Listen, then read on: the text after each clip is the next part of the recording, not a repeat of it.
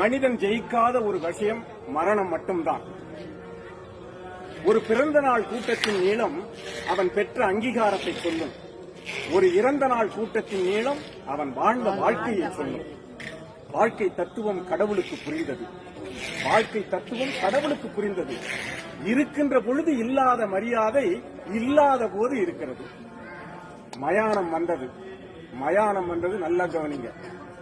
நேற்றைய சவத்தை நாளைய சவங்கள் சுமந்து சென்றன.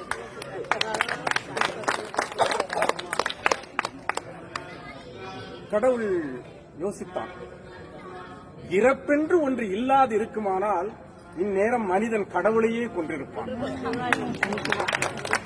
பாவம், ஆடிய மனிதர்கள் உறங்குவதற்கு செய்த ஆடாத தொட்டில்தானே மயானம். அந்த வேலை முடிந்து சென்றது கூட்டம்.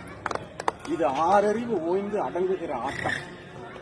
கடவுள் யோசித்தான், உயர்ந்த ஜாதியினருக்கும் தாழ்ந்த வகுப்பினருக்கும் தனித்தனியே மயானங்கள். மதங்கள் ரீதியில் மயானத்தில் பிரிவுகள். சாம்பல் மேட்டில் கூட சன்மார்க்க பிரச்சனைகள். என்ன மனிதனவன், என்ன மனிதனவன்! அரைஞான கயிறை அறுத்துக் கொள்ளும் வேளையிலும் அடங்க மறுக்கிறானே இந்த மனிதன். அங்கிருந்து கிளம்ப புறப்பட்டால் ஆவிகள் சில அவனை அடையாளம் கண்டு கொண்டன. ஆண்டவனை அடையாளம் கண்டு கொண்டன. யார் நீ என்றான் இறைவன். நேற்று வரை நான் முதலாளி, இன்று என் விலை எனக்கே தெரியவில்லை.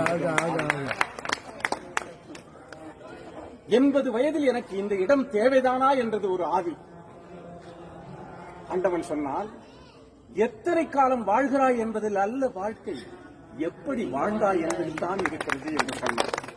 இறைவா, இங்கு என்னை ஏன் படைத்தாய், இந்த சிறைக்குள்ளே அடைத்தாய் என்று கேட்டது ஒரு ஆவி. அவனுக்கும் பதில் சொன்னார்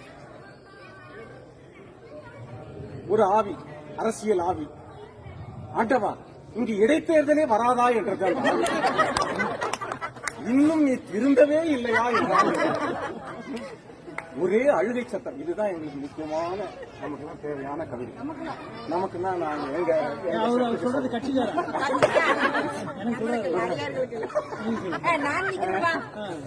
ஒரே அழுகை சத்தம்.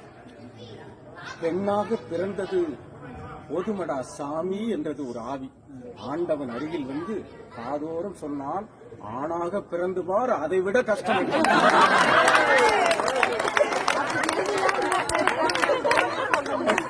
எங்களோட கஷ்டத்தை நாங்க எப்படி சொல்றது? இந்த மாதிரி எங்களோட குரலை இவர் மூலமா தான் சொல்ல முடியும்.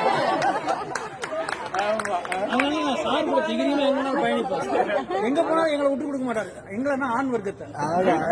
இறைவா, நான் செய்த பாவம் என்ன என்று அழுதது ஒரு குழந்தை ஆவி. பாவிகள் நிறைந்த உலகத்தில் பிறந்ததுதானடா நீ செய்த பாவம் என்றான் ஆண்டவர். சரி, நல்லவர்களை எல்லாம் சீக்கிரம் அழைத்துக் கொள்ளுகிறாய், கெட்டவர்களை நீண்ட நாள் வாழ வைக்கிறாயே, இது என்ன உன்னுடைய நீதி என்றான்.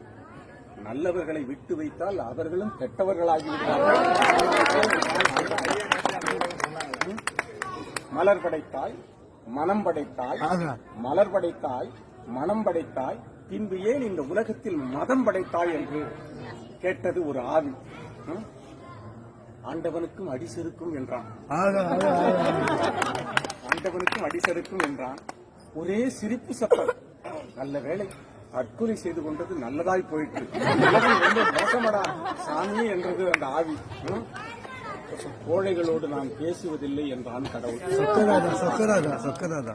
அது சரி, எல்லா உயிர்களும் பிறக்கின்றன, இறக்கின்றன, உனக்கு மட்டும் சாவே கிடையாதா என்றது ஒரு ஆவி. யார் சொன்னது? எனக்கும் மரணம் உண்டு, எனக்கும் மரணம் உண்டு. மடலைகள் சிரிக்கும் பொழுது நான் பிறக்கிறேன், மனிதர்கள் இதுபோல செய்யும் பொழுதெல்லாம் நான் ஒவ்வொரு கணமும் இறக்கிறேன் என்றான். ஆவிகளோடு பேசியதில் ஆயிரம் அர்த்தங்களை கண்டுகொண்ட ஆண்டவன் அங்கிருந்து மனிதர்கள் என்ற போர்வையில் நடமாடுகின்ற விலங்குகளிடமிருந்து விடைபெற்று சென்றான். இதுதான் அந்த கவிதையுடைய சாரம்.